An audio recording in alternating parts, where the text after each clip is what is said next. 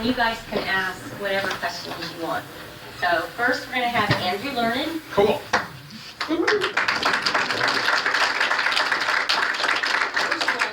Thank you, all of you, for being here today. This is like truly awesome that we were able to put this together. And I mean that. There's this like electronic portal you have to go through to do your annual gun training in the military. It's just unbelievably complex. You have to qualify both right-handed and left-handed. You have to be able to shoot with left eye and right eye. You have to be able to move and shoot. You have to be able to do all sorts of things. And to think that we're just going to throw teachers into this scenario just like boils my mind. So, you know, and I had gone through all the training. So I qualified on the pistol to be able to stand watches in port on ships. But then, you know, I was a gun in high school on 9/11, and I joined the Navy because I wanted to go do things. So I volunteered to be the boarding officer, and that was my job. I did that 3 days a week. We'd go shooting, and we'd work out as a team, and we'd train for it, and we'd practice for it. We'd sim rounds so we knew how to engage different targets. I needed an assault rifle for that job. I don't think you need one here in Plant City or in Valrico.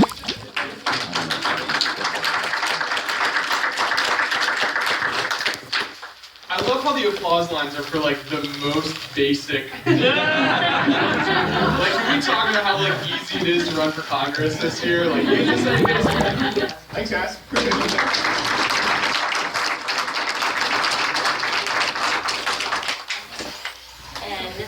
Now we're going to jump back in time just a couple minutes where Mr. Walker just told us he got his conceal and carry license. And after that, never even knew if he got a background check. Never even told them. And his neighbors, he didn't know were contacted. This is very fake news. I have a concealed license. The test was 20 questions, multiple choice. They gave me the answers before taking the test.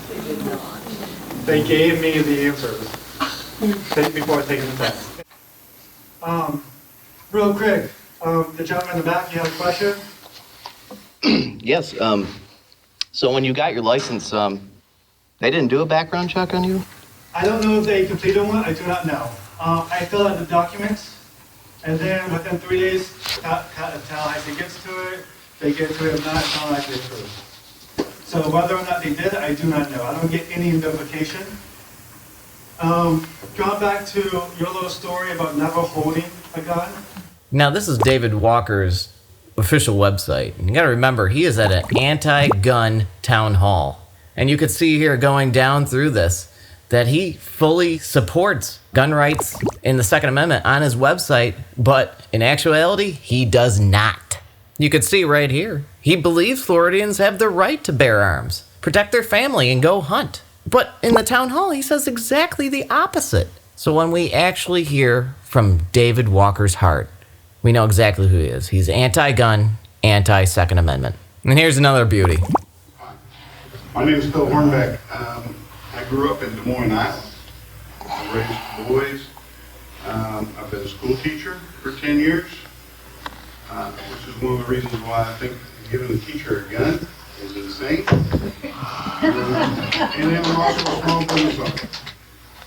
And I can't think of one of them I would want to hand them a gun and tell them, if a student you might have taught comes in here with a gun, you need to go after him and kill him before he kills other kids. How many kids in Parkland were saved because teachers were grabbing kids out of the hallways and pulling them into classrooms? How many kids were saved because those teachers were doing preventive things and helping kids get out of there? Now we want to grab a gun and go fight the fight that 4 people who were trained to fight the fight wouldn't go in and do? Come on, people. This is not the answer. It's not right to tell an officer of the law that the next domestic call that you go on could be a guy sitting there holding a gun to his wife with an AR-15. A gun that will deliver a bullet so fast it will create a hole in the size of you, the size of an orange. This guy obviously knows nothing about guns. It's a fact a .22 and an AR-15 cannot go through a person like he describes. This isn't a survival thing. Much less with a vest. asking a cop to go to a domestic call where the guy could be holding an AR-15? Isn't their first job supposed to be to go home every night? No. Isn't that what we ask our police to do? No. They're going to crucify these guys down in Parkland for not going in that school. An Job to AR-15 protect through us. your bulletproof vest, through your body, and out the backside of that vest. Now he's just getting ridiculous. This would have to be the cheapest vest ever made, shot from the side of it, or at close range. None of which would result in this huge, gaping, deadly hole. This is leftist fear-mongering 101. That's how fast that bullet travels.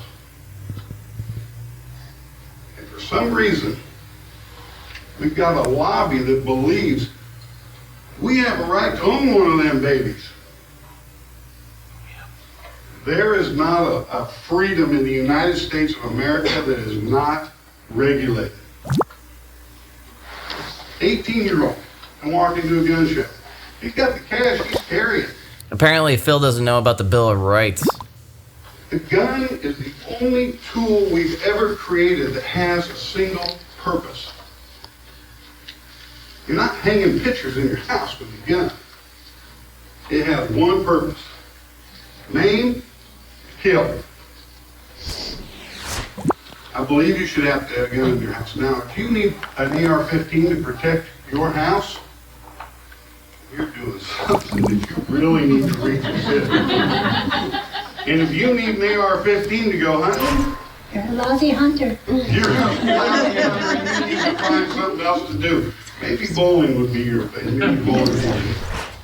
The majority of the people in this city are law-abiding, and they follow the law, and they want their constitutional right to be able to bear arms. They want to be able to go to the gun show and buy a hunting rifle or a sport rifle. There are no military-grade weapons sold at the gun show. An AR-15 is not a military-grade weapon.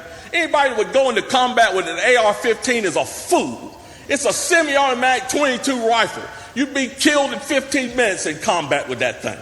So we need to dispel all these myths, and we need to drop all this division that we got going on here. Because the bottom line is, when that Second Amendment was written, whether the framers liked it or not, they wrote it for everybody. And I am everybody. And the law-abiding citizens of this city are everybody. And we want our rights, and we want to keep our rights. And by God, we're going to keep them, come hell or high water.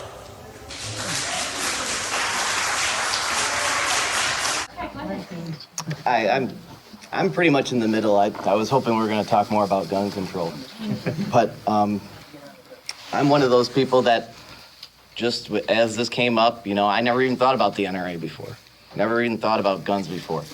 Never had to. I have a neighbor that's in the military. He has a gun. I feel very safe, I have a policeman at the front of our neighborhood. So, I don't know. I'm just wondering, there's a lot of talk about, there's some things Trump does that's awesome and some that's not. There's some Republicans that do great and some Democrats that do great. But my question is, if you don't like, there's two stories that I've heard recently that totally got me to really think about this. And it's the Maryland shooting where they had somebody in the school there with a gun. He was trained on a volunteer basis and totally stopped that shooter. And then the really... He shot himself. He shot himself. The student who was the gunman then shot himself. But Were you there? I'm sorry. I just read it. We just know what they did. I'm just saying that, okay, that's fine. Yeah. The really important one is the church down in Texas. This guy was going in with an assault rifle. He was shooting women and children right in the head. And the neighbor heard it, and he's an NRA instructor and went out and stopped the guy as he was reloading a magazine.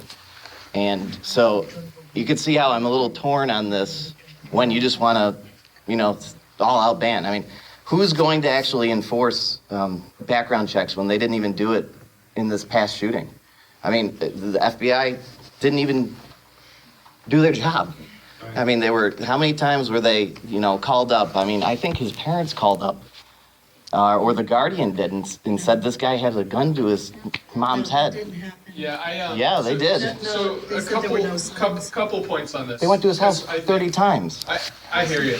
The you know, and the reality is, 30,000 people are dying every year because of guns, right? So we can yeah. Each one's different, and there's a million different catastrophes all in here. 30,000 to be specific per year. I think there's a lot of things about this that just, I don't think anybody here, at least from the candidate perspective, and you know, feel free to correct me if I'm wrong. None of us are trying to come after everyone's guns, right? None of us are trying to go after everybody No. specifically. Very Second Amendment. The reality is, though, you made a point that in the Texas scenario, the guy, you know, was disarmed during the reloading process. And I think that's probably a case for why we should not let high-capacity magazines exist, so that instead of, and that's just like one of the practical things about guns that we can have an honest conversation about. I think another one would be Dennis Ross, the guy I'm running against, was the co-sponsor of the bill to completely deregulate the sale of gun silencers. And he was on the bill the day of the Las Vegas shooting, when somebody used a bump stock, you know, to basically shoot full auto into a crowd of people at a concert. Anybody ever been to a quiet concert? They're loud. You don't hear things. And if somebody was shooting indiscriminately with a silenced weapon, 54 people died already. How much worse would that have been if that gun had been silenced? And I think when you start looking at each of these individual pieces, like, this isn't something we're going at, you know, this isn't a cookie cutter approach. We need state house laws, we need local laws like Ione was talking about, and certainly federal at my level. Because each of these are things that need to be tackled individually and with care, right? To your Well, I'm point just about, trying to get at did somebody go after what somebody is with going the to be guns the and right stop it? solution we could Yeah, talk about. and this is why And I'm doing, one of them is no. what really did Sorry, stop. I hear you. My point is, each of these are individual solutions that need to be looked at individually. It's not one cookie cutter, we're going to solve 30,000 crisis all at once. Jen did the Mayor's University, and she was telling me a story the other day about how cops approach hostage situations differently than guys like I did when I was in the Navy. Because in the Navy, we generally make the assumption, I mean, this is why you want the military deployed overseas, not in the United States. Totally side point based on the latest Twitter run. But like, we are trained to go into a situation where somebody has a gun. I'm going to shoot all of you and I'm going to ask questions later because I'm deployed to a combat scenario. Our rules of engagement are not you can shoot everybody and just get off. Right? And that's why we have to treat that scenario differently than another. We need to train our cops differently than the way we teach our teachers to teach math class, right? Different scenario.